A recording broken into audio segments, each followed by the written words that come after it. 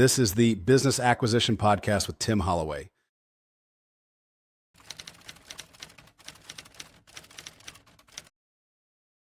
There are different ways to grow a business, lots of ways. In fact, we would assess a business that want to work with us to grow them before we actually use our superpower. And our superpower is acquisitions.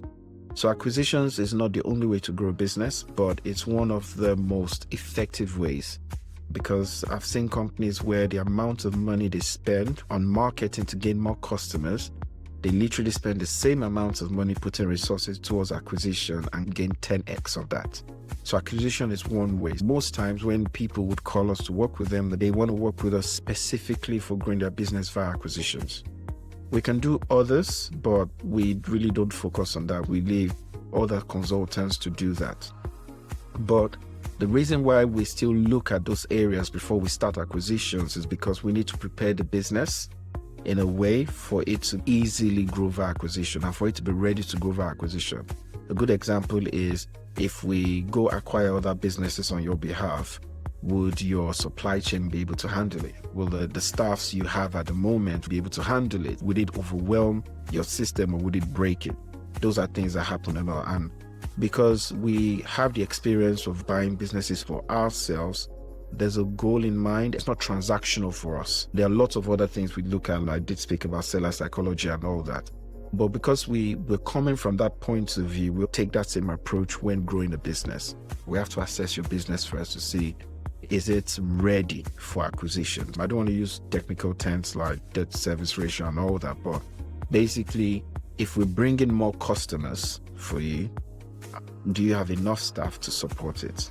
If we're bringing more customers, are your processes in place? I talked about people, processes, product, right? If you don't have the process in place, you're basically just going to break everything. So we have to make sure the business is ready.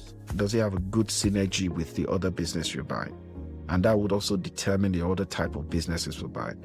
Do you have a solid product? Yes. Do you have a good process in place? Yes. Do you have the people to manage it? Yes. All right. What's the best company to acquire? And there are ways of doing that. I can drop a few nuggets here. Look at your financials, and any expense that you have that is over $1 million, that's a good company to acquire. So say you are subcontracting your editing services and you find out that you're paying the subcontractor up to $1 million a year. It's just an example. You go look for companies like that, acquire them so that you can then grow, because they as well, getting up to $1 million from you, they will have more customers. Rather than that being an expense for you now, first of all, it's going to reduce your expenses because then you're not paying the extra margin. And you have another business who is also getting up to $1 million from you. So you've already secured $1 million in revenue for the other business. Whether you're doing it as a bolt-on, meaning you're merging them together, or separate business, it's like a spider web. Another way is businesses that you have synergies with. If you have the same type of customers, meaning that the services you have for your customers can be sold to their customers as well. And their customers might be buying a different product for them. Let's give an example. Still a video production company. They do HR. They train people, but you know that the HR company can use your video production service during the training.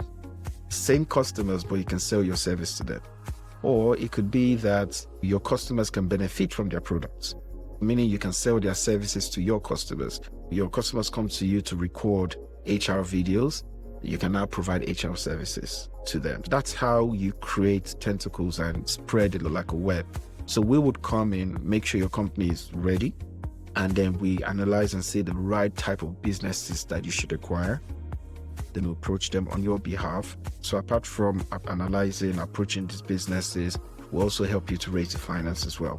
We'll do the end-to-end as well as the post-acquisition, right? Most times, people think once you acquire the business, that's where it stops. No, there's actually a lot of work to do post-acquisition, because one of the biggest things that can ruin companies is cultures. You have a different culture here. You just acquired another business with a totally different culture, and you both can't work together and things start breaking. You have to do that integration for, the culture in terms of the people, the processes, the systems in place, and then the product. Do you want to sell both products as one product offer, or do you want to leave it separate and it's just an upsell and cross-sell? So those are the kind of things we do for people who want to grow their business for acquisition.